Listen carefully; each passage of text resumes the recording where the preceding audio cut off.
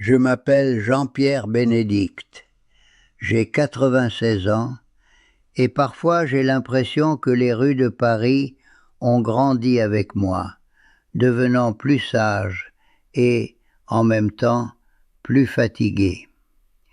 Pendant près de 40 ans, ma vie s'est déroulée entre les murs de la Bibliothèque nationale de France.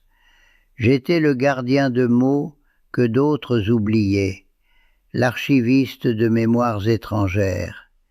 Mais aujourd'hui, je me retrouve à archiver ma propre vie dans cet appartement du Marais, où le plafond est haut, mais où l'air semble de plus en plus rare. Vivre au 4e étage d'un immeuble du 19e siècle est une médaille d'honneur qui, à mon âge, pèse comme du plomb. Chaque matin, mon rituel est le même. Je me réveille avant les boulangers du quartier, j'ouvre les volets en bois, ceux que Monique avait peints d'un bleu pâle il y a une éternité, et je regarde les toits de zinc de Paris. D'ici, la ville semble éternelle, mais mon corps me rappelle que je ne le suis pas. Le simple fait de préparer le café dans ma vieille presse française est devenu une danse de prudence. Mes mains, noueuses comme des racines de chêne, tremblent juste assez pour me rappeler que le temps ne pardonne pas. Monique est partie il y a 6 ans. Elle a emporté avec elle le bruit des tasses qui s'entrechoquent et le parfum des fleurs fraîches qu'elle achetait toujours au marché des enfants rouges. Aujourd'hui, je déjeune face à sa chaise vide. Je lui parle à voix basse. Je lui dis que le boulanger a encore augmenté le prix de la baguette ou que le voisin du 3e a déménagé. Le silence de cette maison n'est pas un vide, c'est une présence qui m'enveloppe, un écho de pas qui ne sont plus là. Mon plus grand ennemi n'est pas la solitude, mais l'escalier. 82 marches me séparent du trottoir. Avant, je les montais 2 par 2, avec le journal sous le bras et le sourire aux lèvres. Maintenant, chaque marche est une montagne. Hier, en revenant avec seulement 1 litre de lait et un peu de fromage, j'ai dû m'arrêter 3 fois. J'ai appuyé mon front contre le mur de pierre froide et j'ai senti les battements de mon cœur dans mes tempes. À ce moment-là, un jeune homme est passé en courant à côté de moi, me frôlant à peine. Il ne m'a même pas regardé. Pour lui, je n'étais qu'une partie de l'architecture, un monument ancien qui encombre le passage. Mes enfants, Marc et Isabelle, appellent tous les dimanches après-midi. Marc, depuis Lyon, me parle avec cette voix de médecin qui diagnostique des problèmes au lieu d'écouter un père. Isabelle, depuis Bordeaux, semble toujours sur le point de pleurer. « Papa, ces escaliers vont te tuer, » me dit Marc. « Tu ne peux pas continuer comme ça. Nous devons trouver une solution pratique. » Pour eux, pratique signifie m'effacer de mon environnement. Ils veulent que je quitte mon quartier, mes livres, la trace de Monique dans chaque coin, pour devenir un vieillard en sécurité derrière une porte que je ne peux pas fermer. L'incident de mardi est ce qui a scellé mon destin à leurs yeux.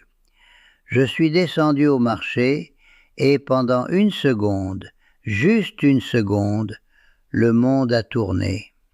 L'odeur du fromage et le brouhaha de la foule sont devenus un tourbillon gris. Je me suis assis sur un banc, le souffle court, jusqu'à ce qu'une femme me demande si j'étais perdu. « Je ne suis pas perdu !» j'ai voulu crier. « Je suis ici, dans ma ville !»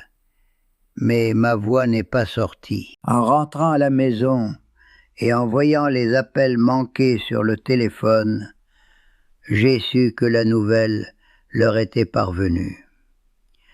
J'ai passé 96 ans à construire un monde, à protéger l'histoire de la France dans des étagères en chêne, et maintenant j'ai l'impression qu'on ferme mon livre avant que je puisse en écrire le dernier paragraphe. J'ai la clé de cet appartement dans ma main, froide et lourde. Je me demande combien de temps il me reste avant que quelqu'un décide que je ne suis plus digne de la tenir. Aimez et abonnez-vous. Ici, nous préservons la sagesse que le monde moderne tente d'effacer. Que seuls ceux qui cherchent la vérité restent. Lyon est une ville de fleuves et de soie, mais pour moi, ces derniers mois n'ont été que de pierre et de fer. Marc a insisté pour que je m'installe dans sa maison de banlieue.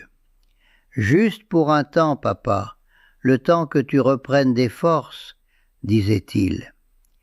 Mais dès que j'ai franchi le seuil de sa villa moderne, j'ai su que je n'étais pas un invité. J'étais un projet de gestion. À Lyon, j'ai appris qu'il n'y a rien de plus solitaire que d'être entouré de gens qui s'occupent de vous, mais qui ne vous voient plus. La maison de Marc est minimaliste, pleine de verres et d'angles droits, où mon histoire n'a nulle part où s'appuyer. Ma chambre ressemble à celle d'un hôtel de passage. Il n'y a aucune trace de mes manuscrits, ni de cette odeur de vieux papier qui imprègne ma peau depuis des décennies. Ici, ma vie se mesure selon des horaires que je n'ai pas choisis. Le petit déjeuner est à 8 heures, la promenade, toujours escortée, à 10 heures, et le dîner à 19 heures pile. Je me sens comme un acteur de second plan dans une pièce dont tout le monde connaît le texte, sauf moi. Papa, ne fais pas d'efforts, me dit Marc chaque fois que je tente de débarrasser mon assiette. Marc, j'ai 96 ans, je n'ai pas oublié comment fonctionne la gravité, je lui réponds. Mais il se contente de me sourire avec cette condescendance que l'on réserve aux enfants et aux mourants. Le pire a été le retour dans mon appartement du Marais. Mes enfants ont accepté que je revienne, mais à une condition qui sonne comme une gifle, une surveillance constante. Désormais, ma maison n'est plus la mienne. Ils l'ont remplie d'inconnus. Ils ont engagé une succession d'aides à domicile qui tournent toutes les quelques semaines. 5 500 € par mois. C'est un chiffre obscène. Ma pension, le fruit de 40 ans à protéger la mémoire de la France, s'évapore maintenant entre les mains d'agences qui m'envoient des gens qui savent à peine qui je suis. La dernière en date s'appelle Sophie. Elle est efficace, elle nettoie avec vigueur et me rappelle mes médicaments avec une joie forcée qui m'épuise. Sophie a décrété que ma cuisine était dangereuse. Elle a déplacé mes tasses en porcelaine de Sèvres, celles que Monique et moi avions achetées pour notre 10e anniversaire, sur une étagère basse pour que je n'aie pas à m'étirer. Chaque fois que j'entre dans ma propre cuisine, je me sens étranger. Je cherche mes affaires et je ne les trouve plus. Elle a réorganisé mon passé pour qu'il soit sûr, et ce faisant, elle lui a arraché son âme. L'autre jour, j'ai surpris Isabelle au téléphone dans le salon. Elle ne s'est pas rendue compte que j'étais dans le couloir, appuyé sur ma canne en bois de cerisier. « On ne peut plus continuer comme ça, Marc, » disait-elle, la voix brisée par une fatigue qui m'a fait plus mal que ma propre vieillesse. Le coût est exorbitant et papa devient de plus en plus grincheux. Il oublie des choses. Hier, il a laissé le robinet ouvert. Ce n'est pas sûr, ni pour lui, ni pour l'immeuble. Ce n'est pas sûr, c'est l'arrêt de mort de l'autonomie. Pour eux, le risque que j'inonde une salle de bain est plus grave que le risque que je perde le sens de mon existence. Mon identité se dissout dans une soupe de précaution. Je me suis regardé dans le miroir du couloir, celui avec le cadre doré usé. J'ai vu un homme qui a lu Voltaire et Rousseau, qui a débattu de la liberté et de la raison, et qui n'a plus la permission d'oublier un robinet sans que cela devienne un dossier clinique. Le filet se resserre. Marc m'a déjà envoyé des brochures de résidences de luxe en périphérie de Paris. Ils appellent ça des villages de retraite, mais les photos montrent des visages au sourire vide derrière des vitres étincelantes. Je sais ce qui arrive. Ils veulent acheter leur tranquillité d'esprit avec ma liberté. Mais j'ai toujours ma clé dans la poche, et même si ma main tremble en l'insérant dans la serrure, cette serrure reste la seule frontière entre Jean-Pierre Bénédicte et l'abîme de l'invisibilité. Marc et Isabelle ont finalement gagné. Ils m'ont convaincu qu'un EHPAD, ce nom bureaucratique pour ce qu'on appelait autrefois simplement un asile, était la meilleure façon de vieillir dans la dignité. Mais la dignité, j'ai appris en passant cette porte automatique, n'est pas quelque chose qu'on vous donne, c'est quelque chose qu'on vous retire dès qu'on vous remet l'inventaire de vos biens autorisés. À l'entrée, une femme en uniforme bleu m'a posé un bracelet en plastique. À cet instant, j'ai cessé d'être Jean-Pierre Bénédicte, l'homme qui a veillé sur les archives de France.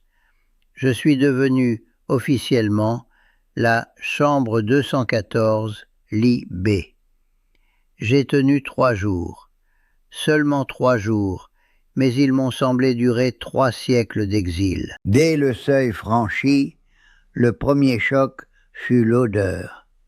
Ce n'était pas de la saleté, c'était pire, une odeur de propreté agressive, d'ammoniac, mêlée à une solitude qui vous colle à la peau. Les murs avaient cette couleur crème impersonnelle, conçue pour que personne ne se souvienne de rien. On m'a conduit à ma chambre. Mon colocataire, un homme nommé Gérard, gardait la télévision allumée 24 heures sur 24. Le volume était si fort que les murs vibraient, mais Gérard ne regardait pas l'écran. Il fixait le plafond, les yeux vides, attendant une fin qui ne venait pas. « Bonjour, je m'appelle Jean-Pierre », lui ai-je dit le premier jour. Il n'a pas répondu. Dans cet endroit, les mots étaient des pièces de monnaie sans aucune valeur. La routine était une machine à broyer le temps. À 7 heures, une lumière fluorescente me brûlait les yeux. Une aide-soignante, dont je n'ai jamais su le nom car elle changeait à chaque service, me lavait avec une hâte mécanique comme on nettoie un pare-brise sale. Il n'y avait aucune pudeur, aucune conversation. J'étais un corps en maintenance, rien de plus. On m'asseyait dans la salle commune devant une bouillie insipide, pendant qu'autour de moi, une douzaine de personnes au regard éteint mâchaient en silence. Nous étions l'entrepôt des souvenirs oubliés. La deuxième nuit fut la pire. Je me suis réveillé, désorienté, avec une soif immense. J'ai essayé de me lever, mais les barrières du lit étaient relevées. Je me suis senti piégé, comme un animal dans une cage d'acier inoxydable. J'ai appuyé sur le bouton d'appel. Personne n'est venu pendant 10 minutes, 20 minutes. La télé de Gérard continuait de hurler des publicités pour des parfums et des voitures de luxe que personne ici ne conduirait plus jamais. Quand une infirmière a fini par apparaître, elle m'a regardé avec agacement. « Monsieur Bénédicte, il faut dormir, ne dérangez pas les autres », m'a-t-elle dit, avant de me donner un cachet qui m'a laissé flotter dans un brouillard sombre. Le 3e jour, je me suis regardé dans le miroir de la salle de bain commune. Je n'ai pas reconnu l'homme qui me fixait. Ma barbe était négligée, et l'éclat de mes yeux, cet éclat que même la mort de Monique n'avait pas réussi à éteindre, était en train de s'évanouir. Je me suis souvenu de Viktor Frankl, ce psychiatre qui a survécu au camp. Il disait que la dernière chose qu'on peut retirer à un homme, c'est la liberté de choisir sa propre attitude face aux circonstances. J'ai arrêté de manger, j'ai refusé de sortir du lit. Quand Isabelle est venue me voir l'après-midi, elle m'a trouvé assis sur le bord du matelas, ma valise déjà refermée sur la chaise. « Sors-moi de là, Isabelle », lui ai-je dit, et ma voix a résonné comme le froissement d'un vieux parchemin. Je préfère mourir dans la rue, sous la pluie de Paris, que de passer une nuit de plus à être le lit B. Ici, l'air n'a pas d'oxygène, il n'a que de l'oubli. Elle s'est mise à pleurer, parlant de la difficulté de la situation, de sa peur que je souffre. Je l'ai fixée intensément, avec toute la force de mes 96 ans. Ma fille, tu me protèges tellement que tu es en train de me tuer. Je ne veux pas de sécurité, je veux de la vie. Et la vie n'est pas dans ce couloir qui sent l'eau de Javel. Elle est dehors, là où je peux encore choisir si je veux du sucre dans mon café ou si je veux marcher jusqu'à l'épuisement. Ce soir-là, pour la première fois depuis longtemps, mes enfants ont vu que le vieux bibliothécaire avait encore une volonté de faire. Je suis sorti de là en marchant, appuyé sur ma canne, sans un regard en arrière.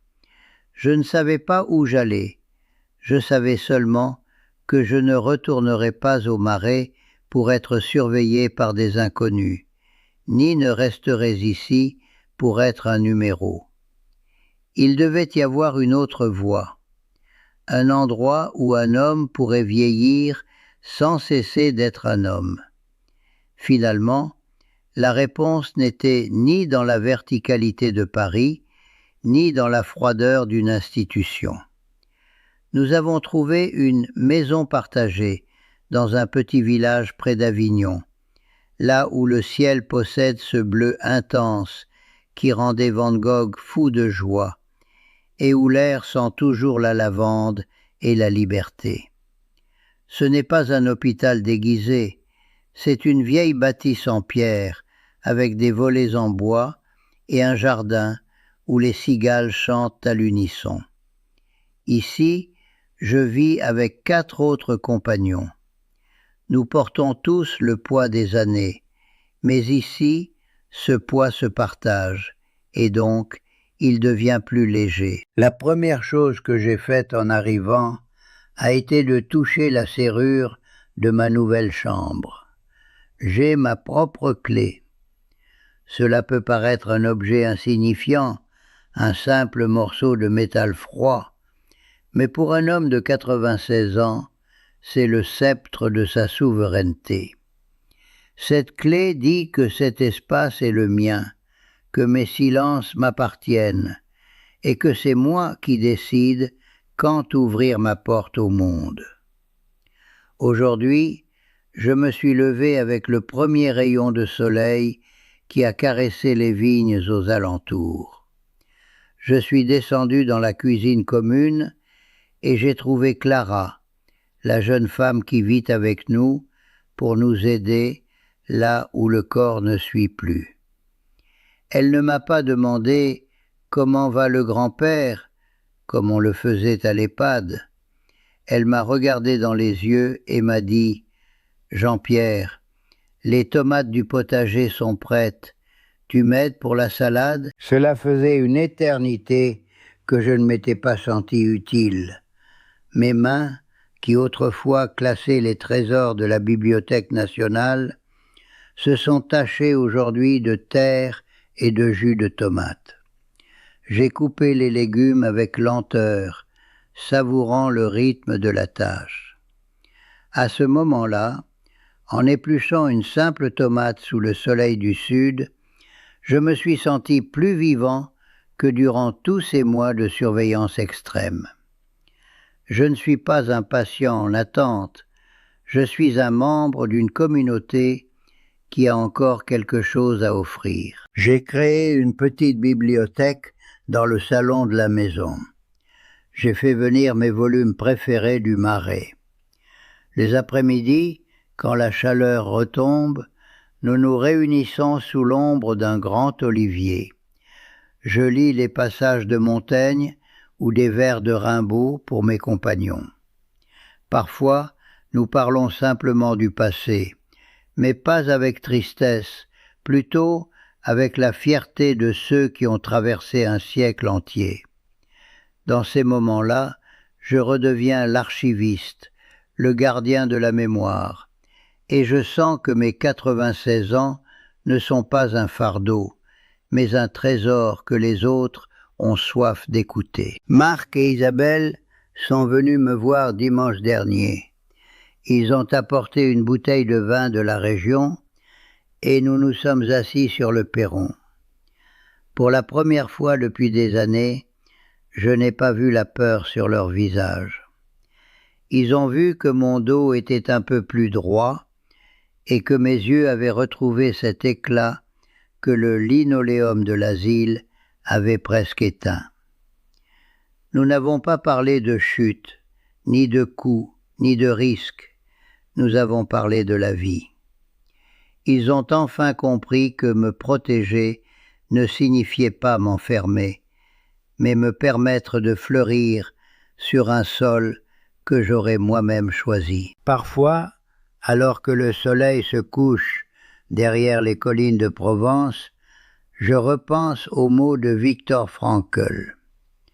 La dernière des libertés humaines est de choisir son propre chemin. J'ai choisi celui-ci. Je ne sais pas combien de pages il reste à mon livre. À 96 ans, on apprend à ne plus tenir le prochain lever de soleil pour acquis. Mais je sais que, quand viendra le moment de refermer l'ouvrage, je le ferai ici, entouré de beauté, avec l'odeur de la lavande sur mes draps et ma clé posée sur la table de chevet. Si mon histoire peut servir à ceux qui l'écoutent, c'est pour leur rappeler ceci. Ne rendez pas votre clé avant l'heure.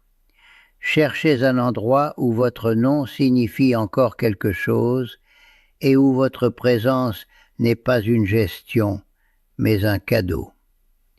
Je suis Jean-Pierre Bénédicte et aujourd'hui, enfin, je suis rentré à la maison. Si cela vous a aidé, aimez et partagez. Mieux vaut être seul que mal accompagné. Protégez votre paix.